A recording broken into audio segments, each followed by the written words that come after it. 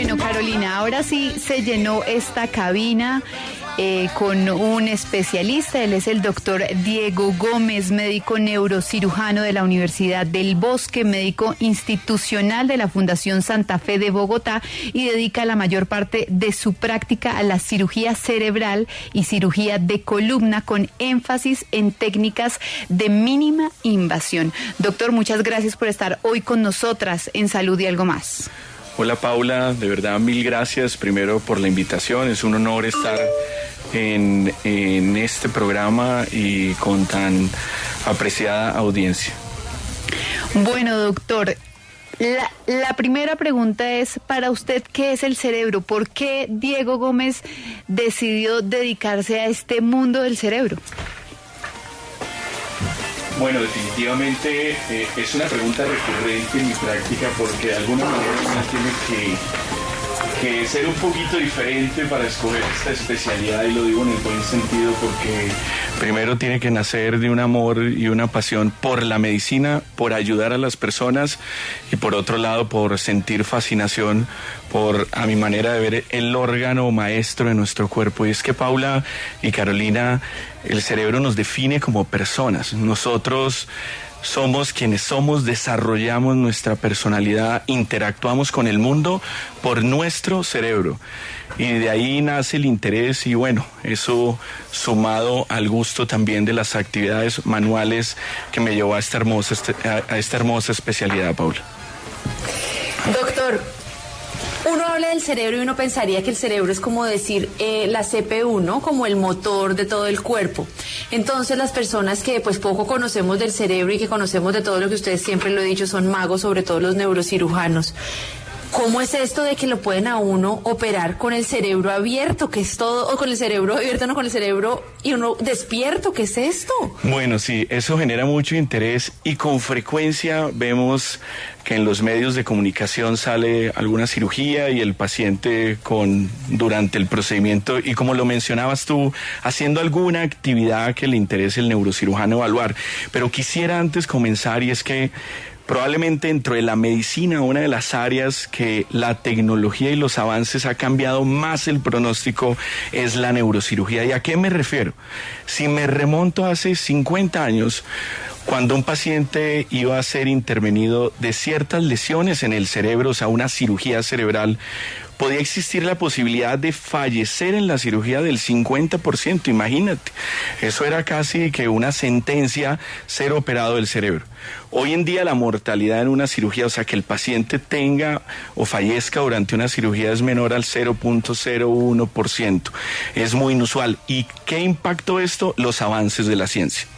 ¿Y por qué voy con esto? Porque nosotros como neurocirujanos siempre nos centramos en el tumor cerebral, el sangrado del cerebro.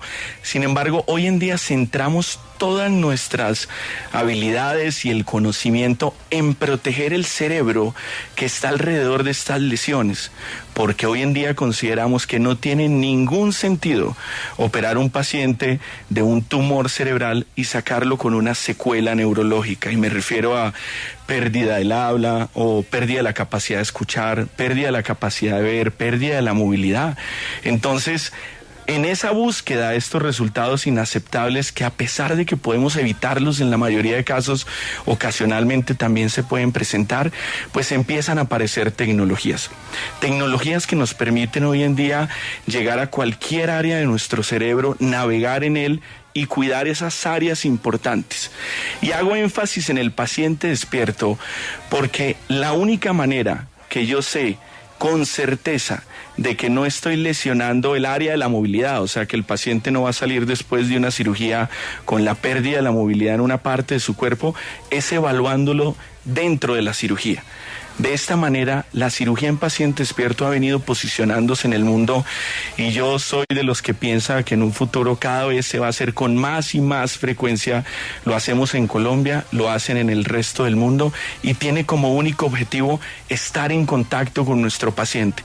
Que si estoy operando un tumor al lado del área del lenguaje, pues estamos hablando con el paciente durante la cirugía. Si estamos operando el área que que tiene que ver con la movilidad, estamos evaluando que mueva su brazo, su pierna, y así con cada área de nuestro cerebro, dependiendo de donde esté la lesión. Por supuesto, es un trabajo en equipo, ¿no? No es lo que hacemos como neurocirujanos, sino todo el equipo que está alrededor de nuestro paciente, empezando por anestesiólogos, neuropsicólogos y todo el equipo que está involucrado en una cirugía cerebral. Pero esa es la intención, Carolina. Bueno, doctora, a esta hora nos llama Luis. ¿Usted dónde se encuentra y cuál es su consulta? Gracias, muy gentil, muy amable. Aquí en Bogotá. Es que yo le quería, saludando primeramente al doctor, yo quería preguntarle a él que yo en algún momento de mi trabajo diario tuve un desvanecimiento estando trabajando y pues por un minuto perdí la conciencia, ¿sí?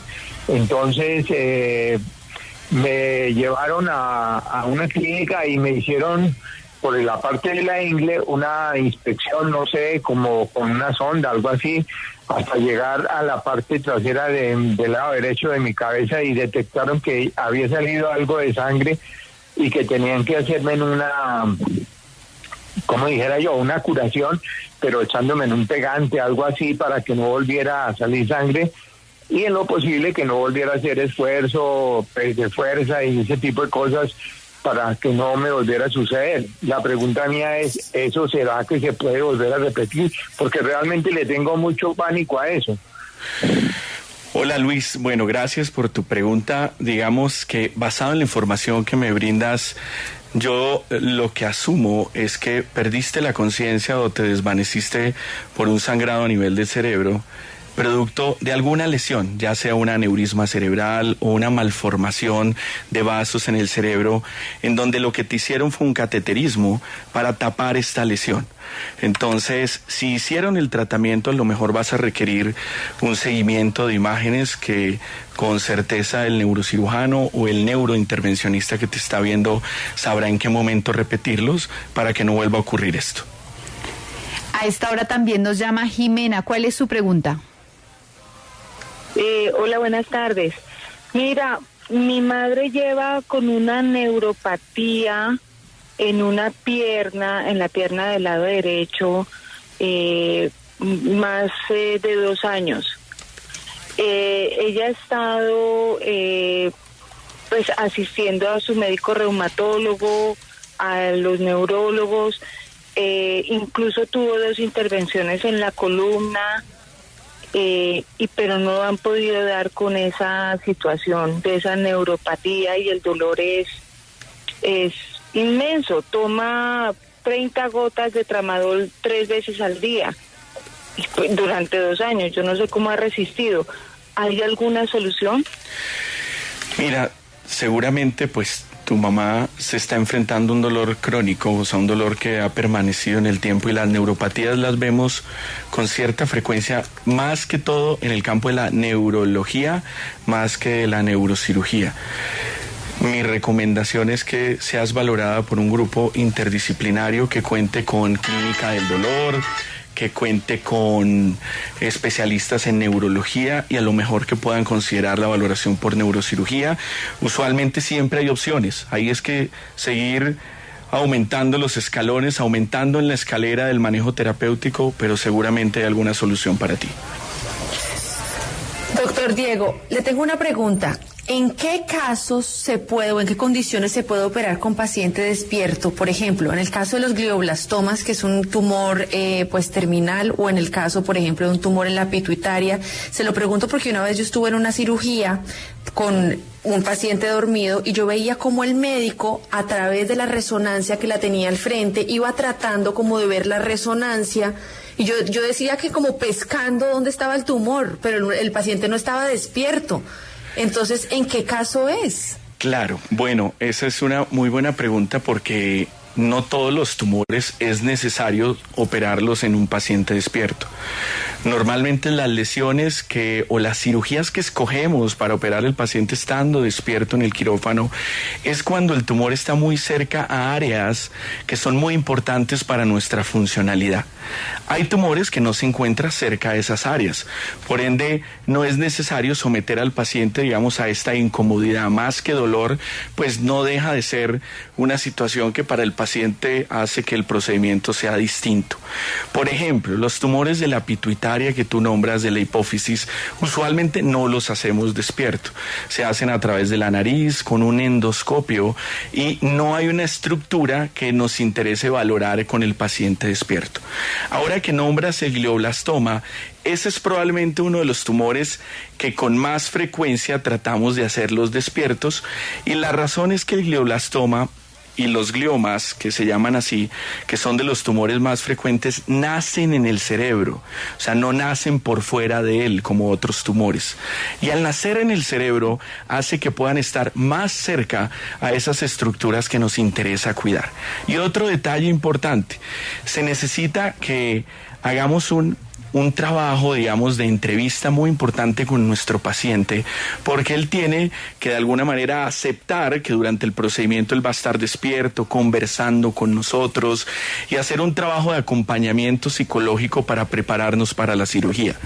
En niños tenemos la dificultad, que por supuesto es más difícil por la edad, sin embargo hemos operado pacientes de 11, 12 años que, digamos, logramos que el paciente de manera muy madura, digamos, asuma la situación. Eso depende de cada caso en particular, y también se pueden llegar a operar niños en paciente despierto.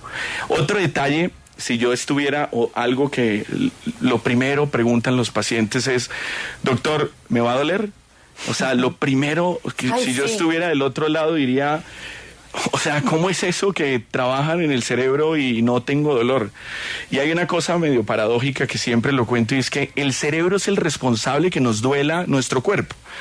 Cuando me golpeo con el dedo gordo con una mesa y siento dolor, hay un área del cerebro que nos dice que tengamos dolor. Cuando tenemos un dolor en la columna, a pesar de que el daño puede ser en la columna, nuestro cerebro es el que interpreta el dolor. Pero paradójicamente el cerebro no duele. O sea, el cerebro no tiene terminaciones nerviosas. El cerebro lo podemos manipular y no genera ningún tipo de dolor. Y en el cráneo hay una ventaja grandísima, Carolina y Paula, y es que las estructuras o lo que atravesamos para llegar al cerebro son muy pocas estructuras las que sí transmiten dolor. La piel la anestesiamos localmente con sustancias que utilizamos. El cráneo, que hoy decía Julio, o bueno, no sé quién lo mencionaba, sí, Julio, decía, el sonido de la sierra. Oiga, y el sonido de la sierra. Miren, los pacientes lo que experimentan con la sierra es un poco de vibración, pero el hueso no duele. Esa es otra gran ventaja. O sea, cuando digamos que es el trabajo manual un poquito más llamativo, vistoso, escandaloso a lo mejor, que es abrir la ventana de nuestro cráneo, pues lo único que percibe el paciente es un poquito de vibración en la dentadura, pero suele no ser una dificultad. Lo que recubre nuestro cerebro también genera dolor, pero ponemos gotas de anestésico y es suficiente. Hay otra cosa que podemos hacer para ahorrarnos toda la molestia de llegar al tumor cerebral, y es que nos rodeamos de grupos de anestesiólogos que tienen experiencia en este tipo de cirugía, y lo que hacen es muy fácil: anestesian al paciente, hacemos todo nuestro abordaje para llegar al cerebro, y cuando estamos en el cerebro, ellos le quitan la anestesia, le quitan el tubo al paciente y el paciente ya queda despierto. Por ende, ahorra todas las molestias de los momentos, digamos, más incómodos para el paciente. Sin embargo, podemos hacerlo despierto toda la cirugía, o podemos hacerlo dormido, despierto, y al final ya para el cierre volvemos a dormir a nuestro paciente. Entonces hace que sea muy llevadero y de alguna manera muy cómodo, que es lo que buscamos también, el bienestar durante todo el procedimiento.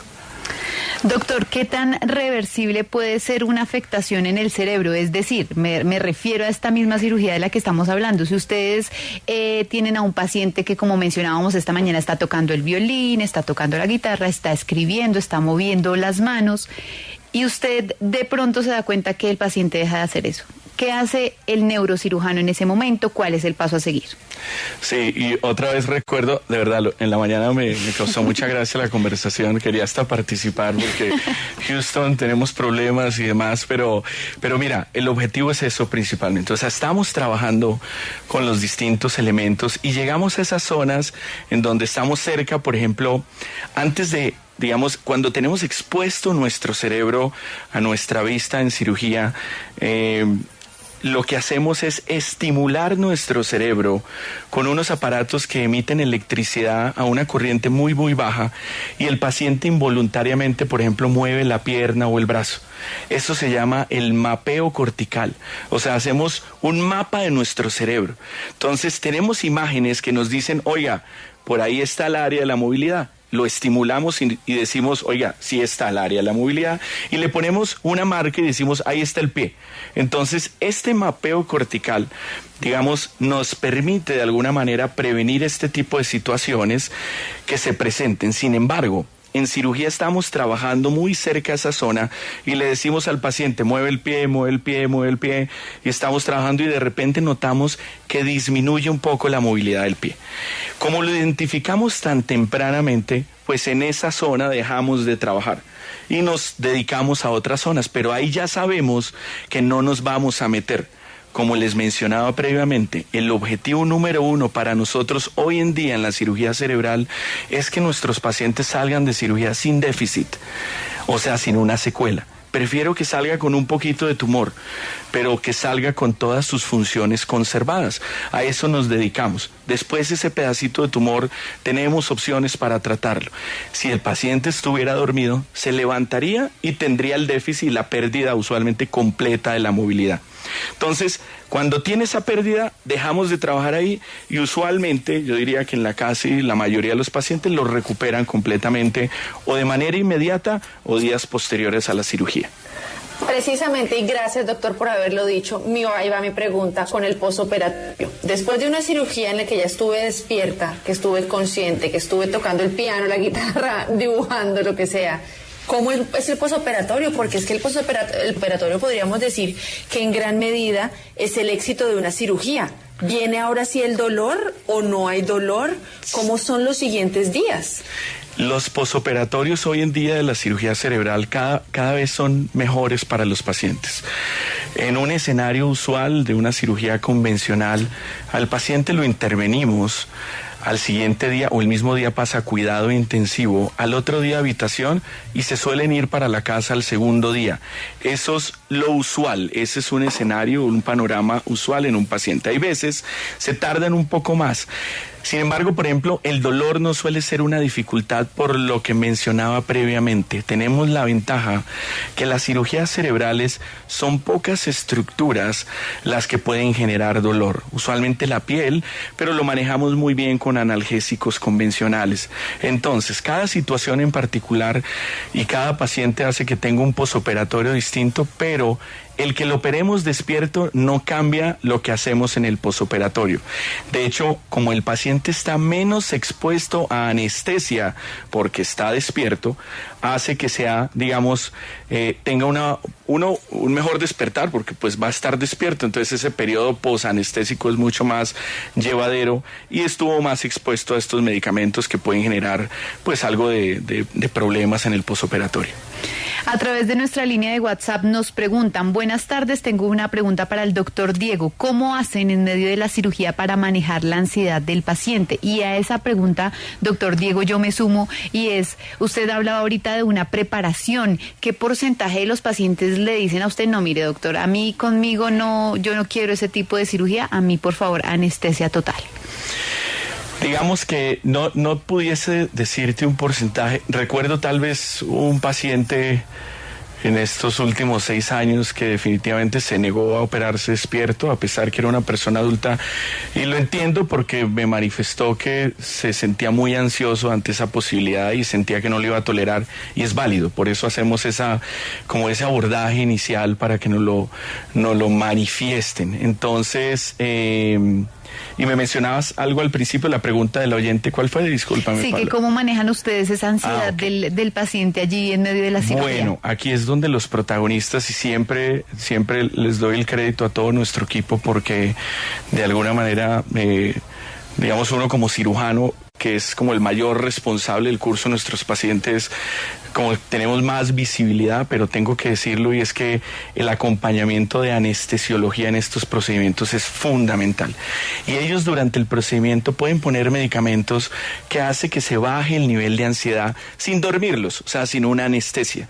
Entonces hay medicamentos que permiten que estén tranquilos, que nos permiten esa sedación en donde el paciente puede llevar a cabo funciones neurológicas que nos interesan evaluar. Entonces, no hemos tenido ninguna dificultad que el paciente tenga, digamos, un episodio de ansiedad muy marcado, que nos toque cambiar el plan o hacer alguna cosa. Y quiero agregar algo de una pregunta que a lo mejor no me van a hacer, que es algo muy específico, pero que siempre lo comento porque me parece muy curioso, y es que en este tipo de cirugías tenemos en nuestra mesa de nuestra instrumentadora hielo, agua helada. Y la razón es que cuando estamos estimulando nuestro cerebro o operando el cerebro, existe la posibilidad de que el paciente tenga una convulsión durante la cirugía. Y cuando convulsionan, pierden la conciencia, o sea, se duermen, y perderíamos, digamos, la intención de haberlo operado despierto. Entonces, el agua helada, a pesar de que podemos poner anticonvulsivantes, estos medicamentos pueden dormir un poquito al paciente. Entonces, el agua helada o fría, casi a 0 grados, sobre la superficie de nuestro cerebro, frena la convulsión de manera inmediata. Entonces, es algo muy curioso porque es algo medio, no sé, para alguien que no está familiarizado con el tema de que le pongan hielo al cerebro, suena muy curioso, y siempre lo cuento, y es algo que no puede faltar en este tipo de cirugías. Bueno, pues a esta hora hablamos en Salud y Algo Más con el neurocirujano Diego Gómez de la Fundación Santa Fe. Por favor, no se muevan, vamos a una pausa comercial y ya regresamos. Escríbanos sus consultas y comentarios al correo saludyalgomas@gmail.com.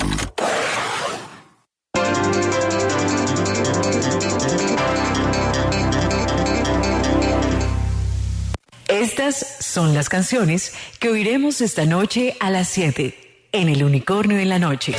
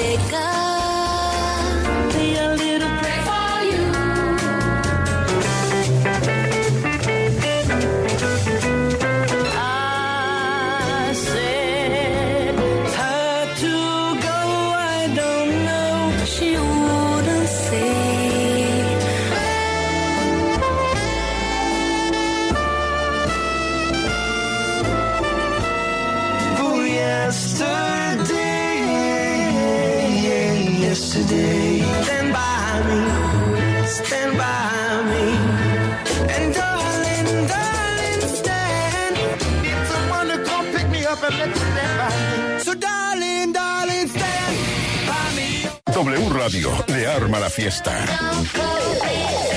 Los viernes desde las 11 de la noche y los sábados desde las 10. Boogie Nights, la mejor mezcla para disfrutar del fin de semana. Más música, más W. wradio.com.co estrena imagen. Un nuevo diseño. A la altura de las grandes plataformas digitales del mundo como el Washington Post y el País de España. Más ágil, más veloz, menor consumo de datos y por supuesto la información más completa. wradio.com.co. Noticias cada instante. En Amanecer W, no solo traemos las noticias más importantes de Colombia y el mundo, también nos gusta escuchar a nuestros oyentes. Buenos días desde Medellín. Un gran saludo desde Venezuela. Buenas desde la ciudad de Bogotá. Buenos días desde Progreso, Yucatán. Carlos desde la ciudad de Manizales. Diego Romero desde Riyadh, Arabia Saudita. Carlos desde Massachusetts. Amanecer W, el noticiero que comienza más temprano en Colombia. De lunes a viernes de 3 a 5 de la mañana, con Laura Sánchez y Cristian Coronado. Más oyentes, más W.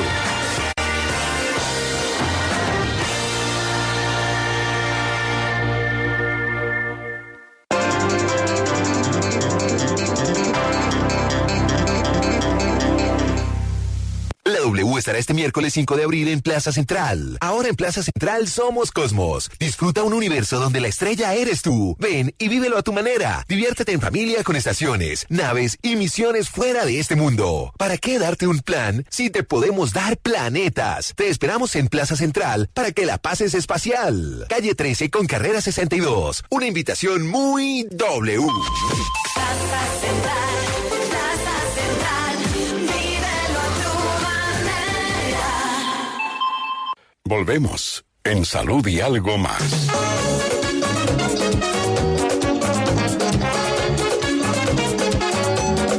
Oye, me dio una fiebre el otro día por causa de tu amor, Cristiana, que escapara en enfermería sin yo tener seguro en cama, y me inyectaron suero de colores, y me sacaron la radiografía y me diagnosticaron mal de amores, al ver mi corazón como latía.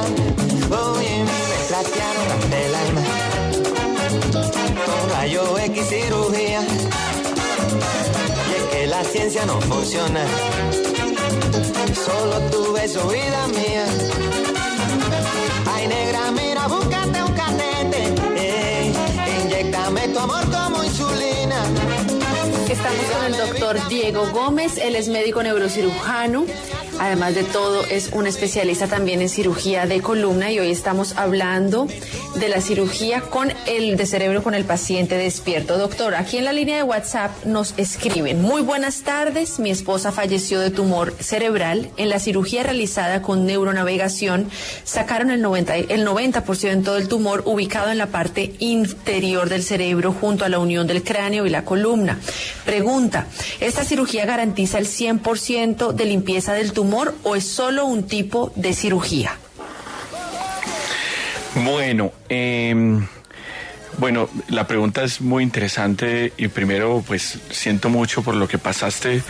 Digamos que enfrentarse a un tumor cerebral y vivirlo, y yo como especialista lo vivo con mis pacientes y hago el acompañamiento no solo con la cirugía, y solo quiero ahondar un poquito en esto porque como cirujanos, digamos, hace un tiempo nuestro trabajo iba a lo que ocurría durante el quirófano y acababa la cirugía y listo, sigue con tu tratamiento oncológico. Y yo estoy convencido que cuando un paciente decide sobre el neurocirujano que le va a operar y te entrega la confianza de tu familiar o de ti mismo y te da esa confianza, creo que el acompañamiento debe ser mayor, y soy de los que piensa que ya hoy en día vamos mucho más allá de la cirugía, y de eso se trata la empatía, y creo que en el 2023 ya estamos hablando mucho de esto, de acercarnos más a nuestros pacientes, y más desde especialidades como la neurocirugía, que durante mucho tiempo, digamos, nos veían como muy lejanos, como que el neurocirujano allá, o sea, solo tenía contacto en la consulta y demás, pero creo que si hay una enfermedad que requiere acompañamiento e información y educación, son los tumores cerebrales. Entonces, esta es una herramienta. Esto no nos asegura que el tumor se saque en un 100%, pero sí está demostrado que aumenta ese porcentaje de resección porque vamos un poco más tranquilos en relación a generarle un problema a nuestro paciente después de cirugía. Entonces, digamos, es sencillamente una herramienta en el arsenal que tenemos como especialistas en el cerebro en poder sacar un poco más de tumor. Esta es solo una de las cosas que acompaña a la gran cantidad de opciones que tenemos. Nombraron el neuronavegador. Eso hoy en día hace parte de nuestro día a día. Yo creo que estoy cercano al 90-95% de mis tumores cerebrales en mis pacientes los operamos con neuronavegador. Es un GPS. Nos permite tener certeza absoluta de dónde está el tumor y es una herramienta que hoy en día no debe faltar. Creo yo, es una opinión personal, pero hoy en día deberíamos tenerlo en nuestros procedimientos. Esto va acompañado de operar al paciente despierto, de hacerle imágenes antes de la cirugía que nos permitan saber dónde están las áreas más importantes del cerebro y poderlas ubicar, de hacer una resonancia cerebral con el paciente hablando, eso se llama resonancia funcional, y ubicar esa zona del cerebro que tiene que ver con el lenguaje. Entonces la cirugía en paciente despierto acompaña esta cantidad de instrumentos que nos permiten ofrecerle una mayor seguridad a nuestros pacientes. De eso se trata esto. Doctor, siempre cuando se hablan de este tipo de investigaciones, descubrimientos y cirugías se habla de Mayo Clinic, de Johns Hopkins, pero yo quiero saber qué tan pioneros, qué tanto trabajo se está haciendo aquí en Colombia con este tipo de cirugía y en especial con las investigaciones alrededor de la neurociencia. Bueno, tenemos una ventaja hoy en el 2023, Paula, y es que la medicina ya se habla bajo el mismo idioma a nivel mundial. La globalización nos permite acceder a tanto la tecnología de punta como las investigaciones que hacen, por supuesto, en sitios que históricamente hacen mucha investigación. Yo con orgullo tengo que decir que en Latinoamérica estamos haciendo una muy buena neurocirugía. En Colombia, y no lo digo por mi institución, en donde gozamos de tener muchos recursos tecnológicos, sino en general en todo el país, todos mis colegas en cada hospital hacen un trabajo grandioso porque se están formando muy buenos neurocirujanos en todas las instituciones de nuestro país. Entonces, hoy en día tenemos la capacidad de ofrecer neurocirugía con los últimos y los mejores estándares equiparables a lugares del mundo muy importantes, como tú mencionas, en Mayo Clinic, en Johns Hopkins y en otros sitios. En investigación también estamos trabajando. Todos los hospitales hoy en día ya tenemos líneas de investigación, no solo a nivel de lo que pasa en cirugía, sino investigación molecular, investigación en donde permite encontrar los orígenes del tumor. Hay un detalle importante, y eso se lo digo a las personas, y es que en 50, 60 años probablemente los tumores cerebrales a lo mejor no van a ser necesario operarlos. Hoy en día el campo del cáncer y de los tumores en general del cuerpo está trabajando mucho en lo que es la genética y en tratamientos específicos dirigidos a ese tumor. Creo que no estamos lejos que tomemos una muestra de sangre que rastree las células que tenemos en el tumor de nuestro cerebro y que tengamos el tratamiento específico para el tumor en ese paciente y de esas características. Entonces se viene una época, creo yo, dorada, en unos años, en unas décadas a lo mejor, para el tratamiento del cáncer, incluyendo el cáncer cerebral. A mí no es fácil esta pregunta. Mi marido murió de cáncer de glioblastoma y usted lo sabe, murió de un cáncer de cerebro. Y yo gracias a eso me dediqué a estudiar las emociones cerebrales, ¿no? Por eso mi pasión, además de que soy familiar de los Hakim, y usted lo sabe, de cerebro. Y no es fácil esta pregunta, pero se la quiero hacer para compartirle a quienes tienen familiares con tumores cerebrales. Quiero que usted nos comparta qué tienen que ver las emociones a la hora de nosotros enfrentarnos a diagnósticos de tumores o de problemas en la cabeza. ¿Qué hay? ¿Qué tiene que ver? Bueno, Carolina, primero, eres muy valiente por hacer esa pregunta. Yo pienso que yo sabía y lo hemos conversado, y tocar este tema yo creo que debe mover tus emociones. Creo que tú eres un ejemplo de haber llevado un duelo en torno a una enfermedad como lo es tener un tumor cerebral. Y quiero partir de un detalle, es que, como lo mencionaba al principio, cuando alguien tiene un tumor en alguna otra parte del cerebro, de alguna manera la esencia de la persona se mantiene en el tiempo. Sigue siendo la misma persona, a pesar de tener un tumor en el pulmón. Obviamente la situación muy compleja y afrontarlo es muy difícil, pero en el cerebro pasa algo, y es que se afecta esa esencia, y por eso mejor dicho, el proceso que tiene que vivir un paciente con un tumor cerebral, yo creo que es distinto a cualquier otro tumor. Y las personas que lo rodean, los familiares, sin duda alguna, tienen que llevar este proceso. Creo que las emociones y la manera en que se afronta un problema de estos y se lleva un duelo y eventualmente cuando el desenlace pues es fatal, las emociones juegan un papel fundamental porque tiene que uno agarrarse de ahí para salir adelante y encontrar la salida, encontrar explicación, un refugio, ya sea en el tema espiritual o un refugio a través de cualquier herramienta que pueda tener esa persona. Está demostrado que desde el punto de vista de las emociones, pacientes que enfrentan su enfermedad, digamos, con una red de apoyo que implica que esa persona tenga herramientas y no esté con una depresión enfrentando el problema, pueden tener mejor respuesta en el largo plazo que aquella persona que no tiene esas herramientas para poderlo enfrentar. Y me refiero a eso como familia, como personas que acompañen ese proceso, un sistema de salud que lo acompañe durante el camino, que no le ponga barreras, trabas, que sea más llevadera esa enfermedad, creo que pueden responder mucho mejor.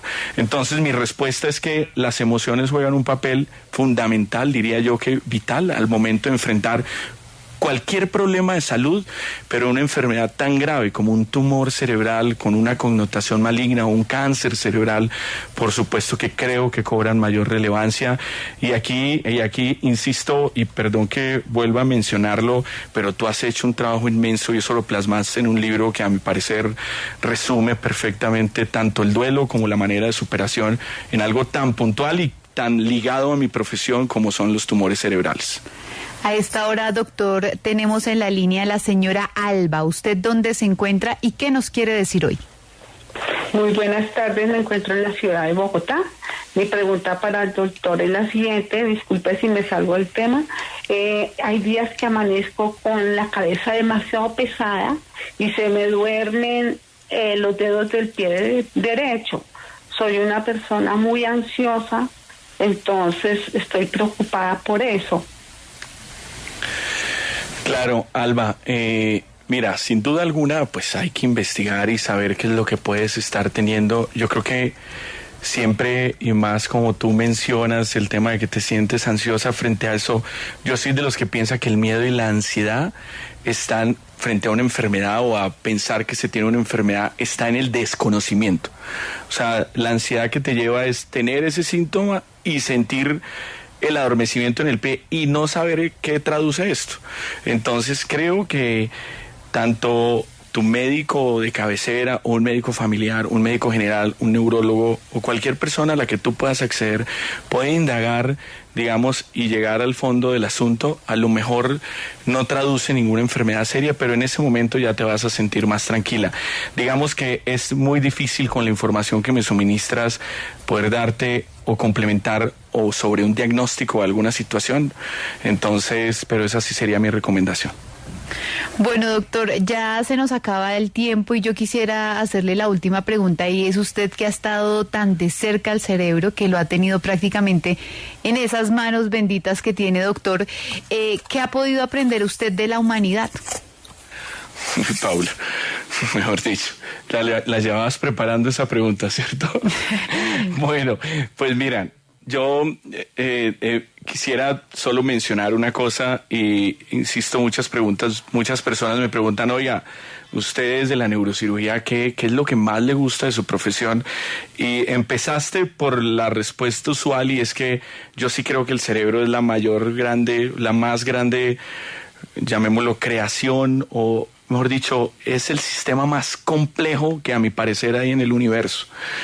Y tener la posibilidad de ir todos los días, porque operamos, yo creo que a diario, el cerebro, y verlo en persona, lo siento como un privilegio. O sea, eso es un privilegio que por supuesto conllevó trabajo, dedicación, disciplina, amor por una profesión, pero ese es el fruto, y poderlo ver es, mejor dicho, sentir la humanidad de cerca, porque eso que vemos de aspecto gelatinoso, rosado, que pulsa, representa la esencia de ese humano y representa nosotros como especie y como humanidad, todo lo que hemos logrado como humanos hemos logrado lo que hemos logrado en parte por el desarrollo de nuestro cerebro. Es el cerebro lo que nos diferencia de otras especies. Entonces, ¿qué he aprendido de eso? Que el respeto es absoluto por este órgano. Respeto a los humanos en el punto en que aprendí a mirar con el respeto en el que veo al órgano que admiro, como es el cerebro. Entonces, no sé si esta respuesta te gustó, pero bueno. No, doctor, no, pues la compañía y el aprendizaje de hoy para Salud y Algo Más es muy, muy, muy valioso, doctor. Y bueno, y también ahí agregar que es que el cerebro es el único órgano que todavía no se ha podido trasplantar, ¿no? Sí, y creo desde mi punto de vista que es imposible. Pero bueno, en algún punto hubo una noticia que fue muy mediática, el trasplante de cabeza, no sé si se lo recuerdas, y nosotros los que nos dedicamos a esto sabíamos que desde el principio esto no tenía ningún futuro, pero fue muy mediática en su momento y bueno, y no lo creo posible. Creo que descifrar la conexión neuronal y lograr, digamos, una conexión neuronal de manera, entre comillas, artificial es algo que no vamos a ver pronto, creo yo. Yo, digamos, utilizo también mucho los medios y las redes sociales y los invito, si quieren saber más del cerebro y casos clínicos de mi especialidad, con el único intención de mostrarle a las personas no neurocirujanas y a todo aquel entusiasta del cerebro, en mi cuenta de Instagram tengo mucha información muy valiosa y muy interesante. Esa es mi única intención, es @Diego Gómez Neurocirugía, Paula. Perfecto, doctor, pues él es Diego Gómez, neurocirujano y también cirujano de columna. Muchas gracias por estar hoy con nosotras en Salud y Algo Más, y vamos a seguir haciéndole pedagogía aquí al cerebro. Muchas gracias, doctor. Bueno, gracias por la invitación.